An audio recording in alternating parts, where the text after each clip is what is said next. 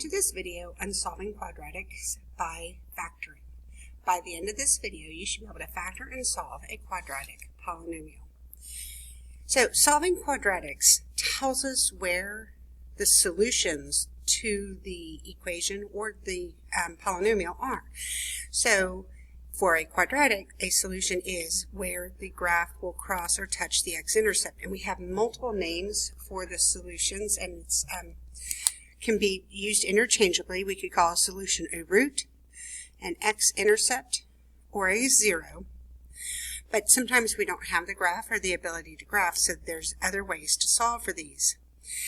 We're going to use something called the zero product property.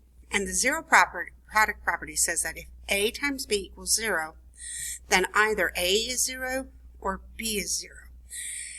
So what we're going to do is, when we factor, a lot of times we have two parentheses like this.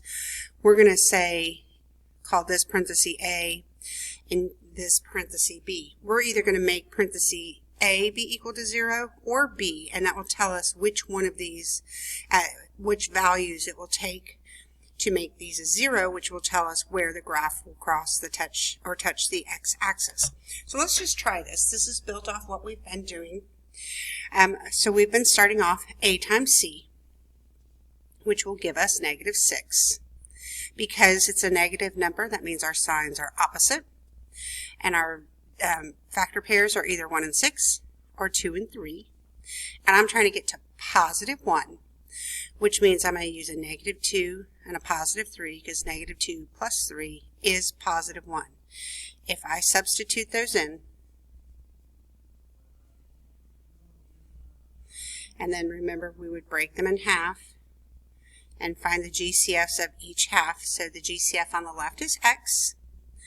I'm going to take out the x, and I'm left with x minus 2. On the right, these two have a 3 in common, and it is a +3. And it's x minus 2, which gives us a GCF of x minus 2, and everything that was left over is x plus 3.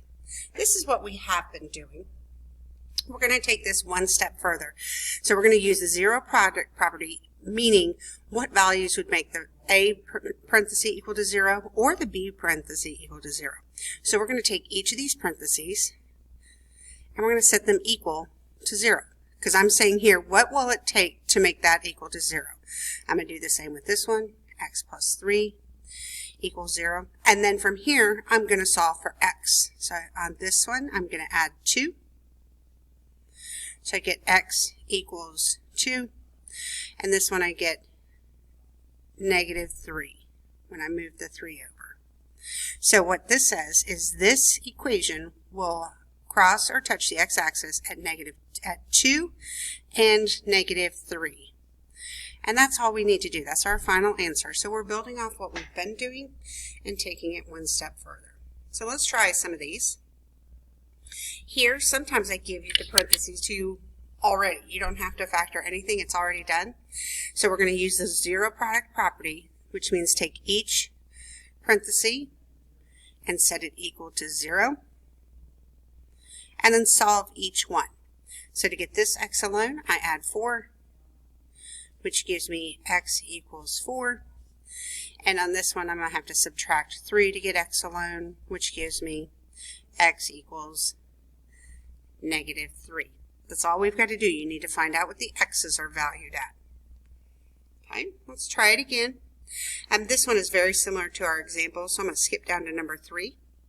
So remember, if you have a parenthesis being squared, that means that parenthesis is just being written twice, like this. Same rule. We're solving, so you're going to take the parentheses and set them equal to 0. Now at this point you might be asking yourself, well, aren't they going to be the same because they're the same parenthesis? That is what's going to happen here. And so what that means is this equation, the graph of it only touches the x-axis at x equals 3. So it's only going to touch it one time instead of twice. On our fourth example, Anytime you have two terms, you got to start looking for a difference of squares. So I am subtracting, so I definitely have a difference. X squared is a perfect square. That would be x times x. And 1 is also a perfect square. That is 1 times 1. So remember, our rule says to get rid of that b value in the middle, which is why it was only two terms. In our two parentheses, we have two x's, put 1 in each. We have two 1's, put 1 in each, make one of them positive, one of them negative. And that will factor a difference of two squares. They all have that same pattern. We're going to use our zero product property and set each parenthesis equal to 0. And then we're going to solve each of them. X plus 1, so I'm going to subtract 1 from both sides. So I get, it's going to cross or have a root at -1. This side, I'm going to add 1. And this side will cross at +1. So we're at -1 and +1 is where that graph is going to cross or touch the x-axis. Right? So we haven't been checking for Gcfs because we've been starting with our a value as 1 each time. So it hasn't been an issue, but anytime you have an a value more than 1, you really need to be checking for Gcf. And then another thing that happens is all of your terms need to be on the same side of the equals. So you see how I have equals and then -36. I need to have the -36 on the same side as the rest of the polynomial. So I'm going to add the 36 to both sides. So I get 3x squared plus 21x plus 36 equals 0. Now we're able to look into factoring this. So before we factor, we always check for Gcf. This actually has a 3 in common, so we're going to take out the 3. And remember, it has to be part of our answer. And we're left with x squared plus 7x plus 12.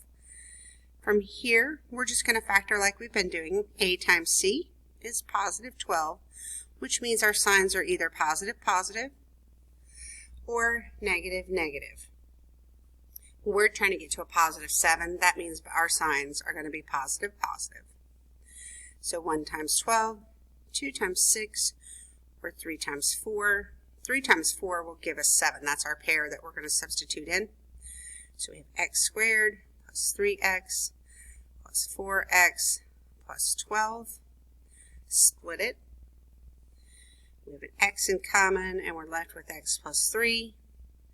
Over here we have a 4 in common. It's positive, which gives us an x plus 3 left over. So we have x plus 3 times x plus 4 equals 0. So we get x equals, when I solve that, it's just going to come out as a -3, and this is going to come out as a -4.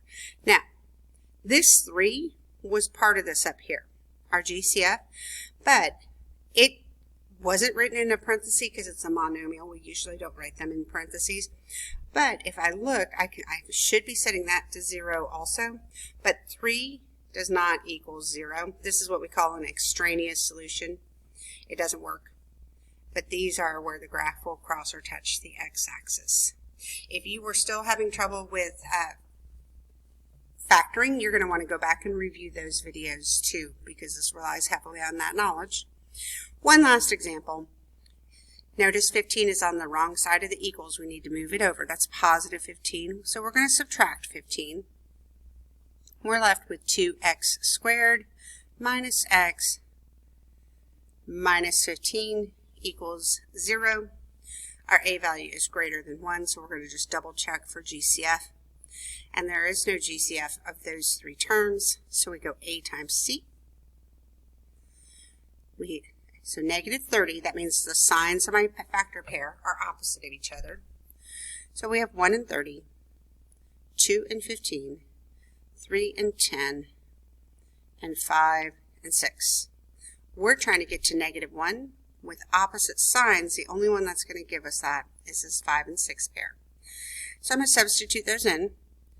2x squared, so I need -1. That means my 5 is going to be positive and my 6 will be negative. So plus 5x minus 6x minus 15.